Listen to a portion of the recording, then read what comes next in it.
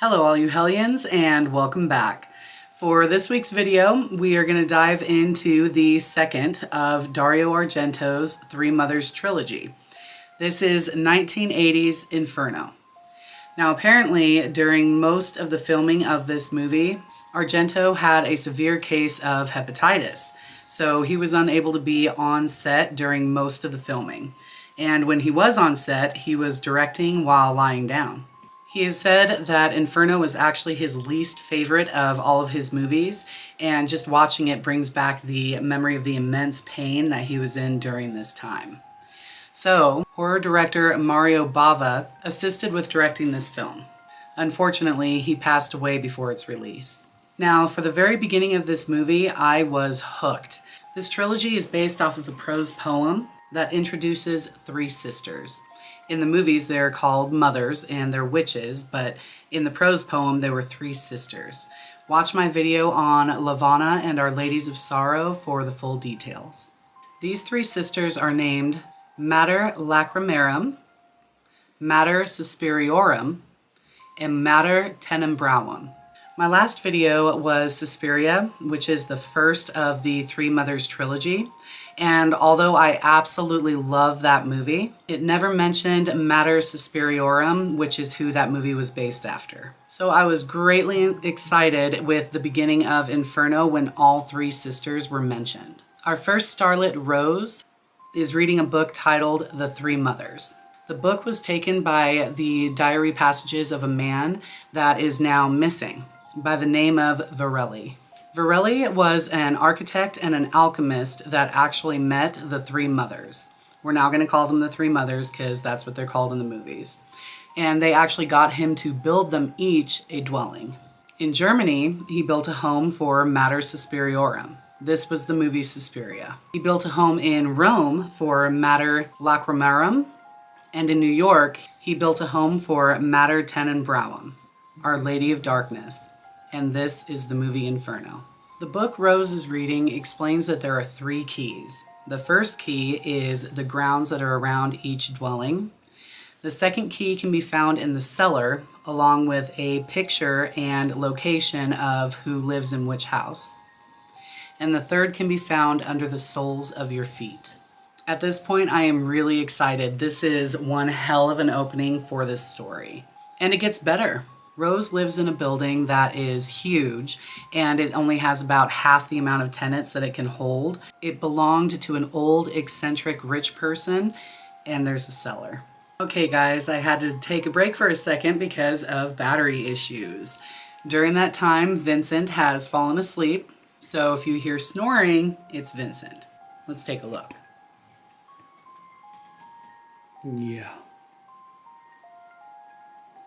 He is out. He has his first vet appointment at the end of this month, and he's been chewing at his skin, so that's why he has the collar of shame. Poor guy. So Rose goes into the cellar, and while looking into a body of water, she drops her keys in, leaving her no choice but to go for a swim. When Rose goes into the water, we see that it's a sort of flooded apartment, which I really love. That scene was very well done. They did pretty good building the tension and just the thought of swimming with those dead bodies. After Rose makes it out of the watery apartment, she goes back to her apartment and writes a letter to her brother Mark. Mark is a music student who is studying in Rome. He starts to read her letter in class, but then he gets distracted. This woman, I would like to point out, was actually another actress in a movie that I did a review on way back when called well, not way back when, I haven't been doing this that long, but it's called The House by the Cemetery. You should check it out. Now, it is confirmed that this woman is actually supposed to be Mater Lacrimarum, Our Lady of Tears.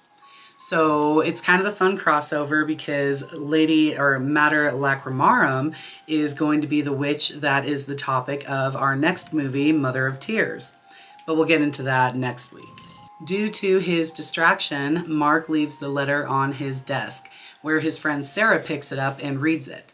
It's all about the book, The Three Mothers. This naturally has Sarah very curious. The next scene is a type of nod to Suspiria. We see a wet Sarah from the rainy downpour inside a cab. We see all of the brilliant colors that is synonymous with Argento and fitting in beautifully with the inspiration for these stories, which did come from an opium-fueled dream. Sarah goes to a library to try to find the book, The Three Mothers. Now, anytime a horror movie includes a library, I'm in, especially one that's as old as this one. I mean, just look at it. It's serene, it's creepy, and they even show that they use a bell to show its closing time. I'm all in. Sarah seemed to have no problem finding the book she was looking for. She just had a hard time keeping it.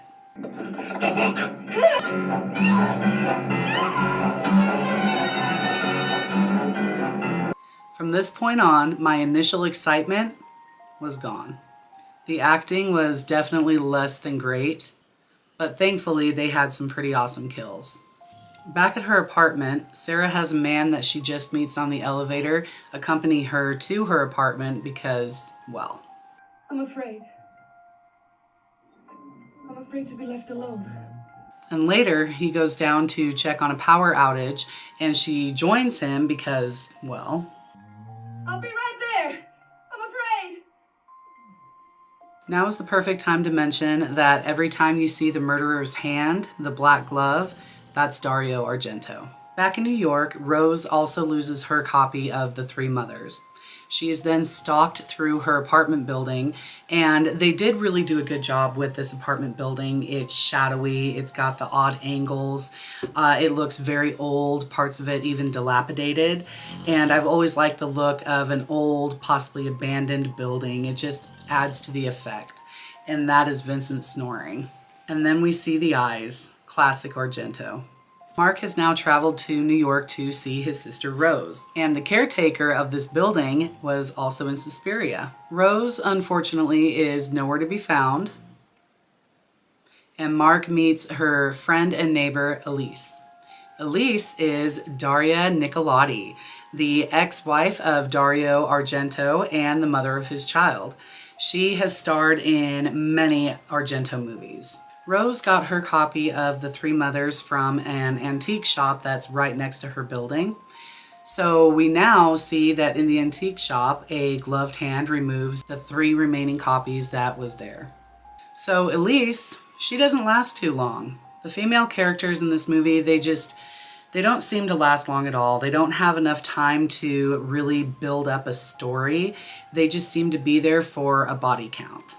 It seems to me like they should have just combined the 3 characters into one.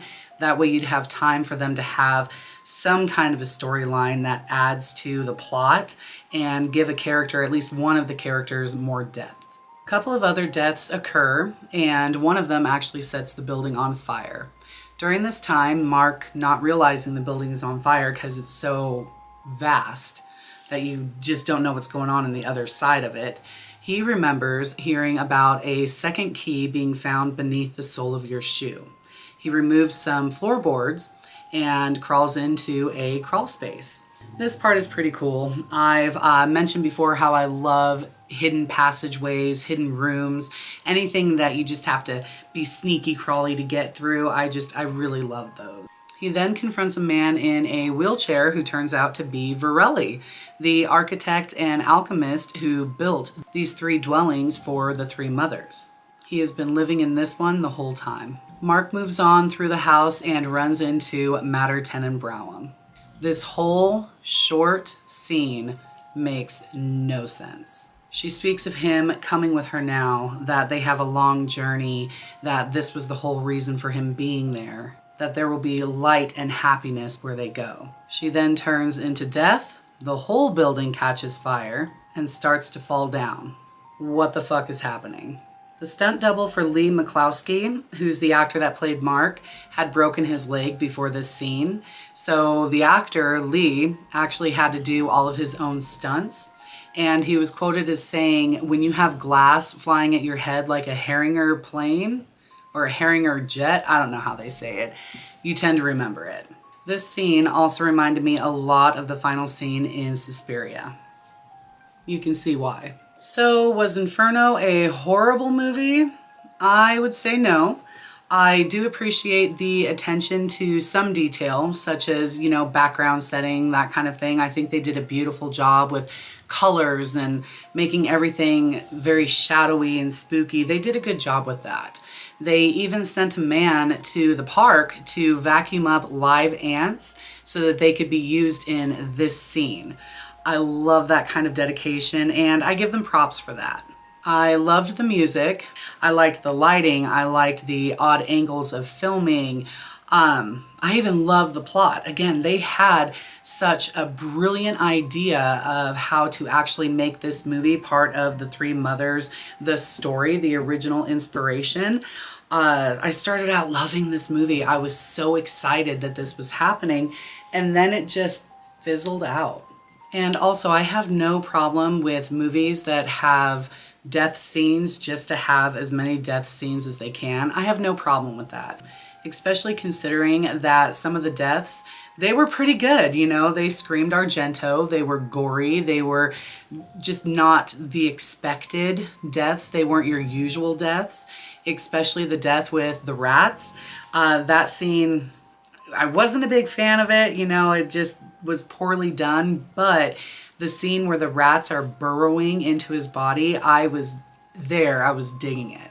So again, I don't mind death for death purposes unless you have an actual storyline and those deaths do nothing to enhance it or move it along as they should. Many of these deaths didn't seem to do that. And now for the keys. When they first mentioned the keys in the book, I thought, okay, exciting, because in the inspiration story, the prose poem, they mentioned how the first two sisters had keys, the last one did not. So I thought that was just kind of their way of adding that to the story. So with the first key being the land around the dwellings, I was like, okay, you know, second one being in the cellar, I expected it to be a physical key. And with the second one in the cellar, you also were supposed to see a picture and location of the sister that was living in that home. So you kind of got that in the underwater scene. You see a painting, and in the bottom corner, you see the name Matter. It just didn't say the second part of it. But that I thought was cool. I was like, all right, but they didn't find a key. And then the key being below the sole of your shoe, maybe that was the crawl space that, you know, the brother found, that Mark found.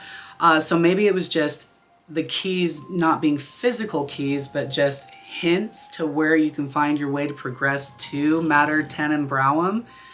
I don't know. That's just my take on it. And then Mater Tenenbaum herself, Our Lady of Darkness. In the prose poem, she was said to have a turreted head, which it's kind of like a crown that looks like a castle on the top, and then over it a veil. She did not fit that likeness whatsoever, which is fine. And then the Lady of Darkness was supposed to be the mother of lunacies and the suggestress of suicides. So again, we didn't see that. You know, we didn't see the people around her being suicidal or necessarily crazy, anything like that. We more get that from Mother of Tears, which is our next movie. So again, we'll get into that next week. But I just felt like they kind of shuffled around the sisters and didn't really pay attention to which one had which role. And that was kind of disappointing because, again, if you're going to base it after any kind of writing, you might want to stick a little bit to that or just call it something else entirely. So all in all, Inferno was okay. I do wish that they would have expounded on the original plot they set forth in the beginning because, again, it was so good. And then they just got away from it. But they did, again, have some interesting kills. I wasn't very disappointed in that. They were okay. They were good. So all in all, I think I would give Inferno 3 coffins. I would probably rewatch it again, but I would definitely have to be in the right mindset to do so. Okay, so next week we will be talking about the final movie in Dario Argento's Three Mothers trilogy, Mother of Tears. If you enjoyed these videos, please like and subscribe, and we'll see you next week.